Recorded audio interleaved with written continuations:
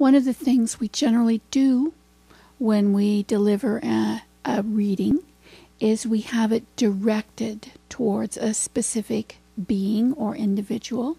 In this case, we are reading for the benefit of all beings everywhere. So you would direct your reading, the information that you are delivering, the instructions, the communication, the intention, to the benefit of all beings everywhere. And you can do that by saying those words before you begin your reading. This reading is for the benefit of all beings everywhere. And when you finish for that session, like at the 6 a.m. session, you would say, that completes this reading for the benefit of all beings everywhere. And in that case, if you are only doing this reading at that session, then you would be finished with delivering that instruction for that time.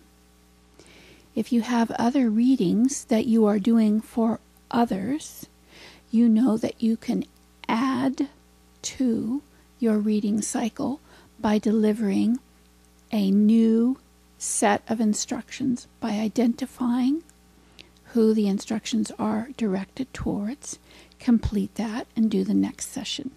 You do not need to do a new obligatory reader's invocation each session, just once at the beginning.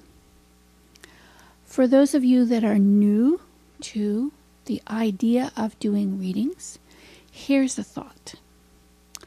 When you were a small child and you had someone reading a story to you, you know that you were listening very closely.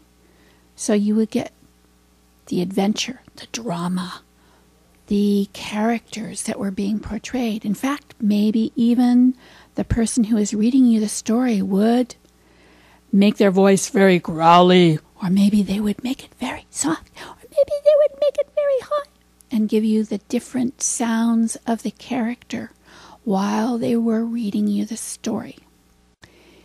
In the case of doing this type of reading aloud for the benefit of all beings everywhere, that's not at all required. It's not necessary. And if you think about it, the kind of reading that you are doing is actually not being heard through the sound waves.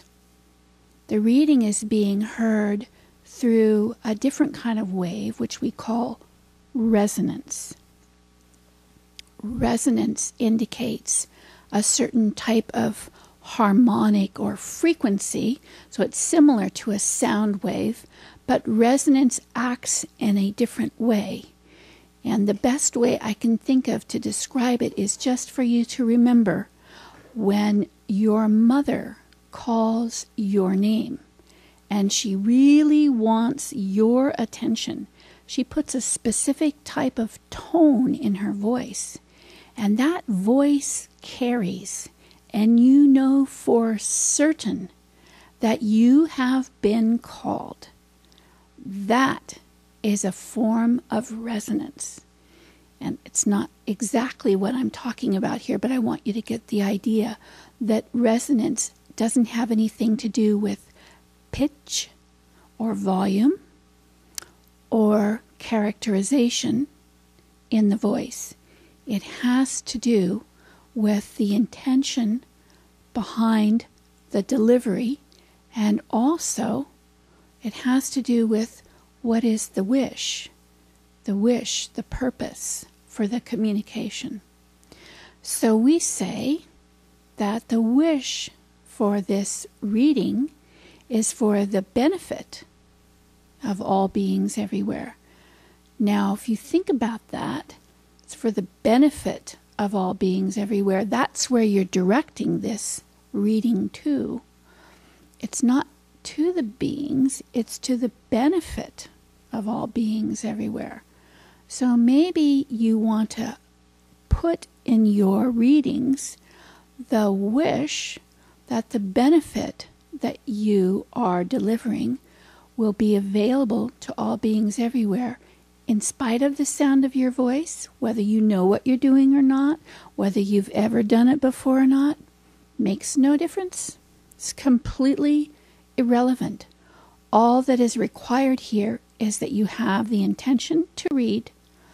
You find a place where you can have 5 or 10 minutes worth of quiet, and you have some form of text that you can use. Your intention, the place, the text, the time, that's all that's needed.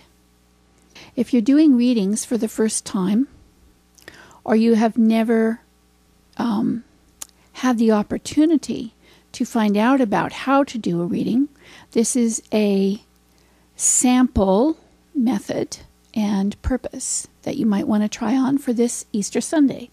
This Sunday, April the 4th, 2010. The cycle would begin with readings at 6 a.m. and 6 p.m. And the reading cycle would end on May 23rd. That would be 49 days.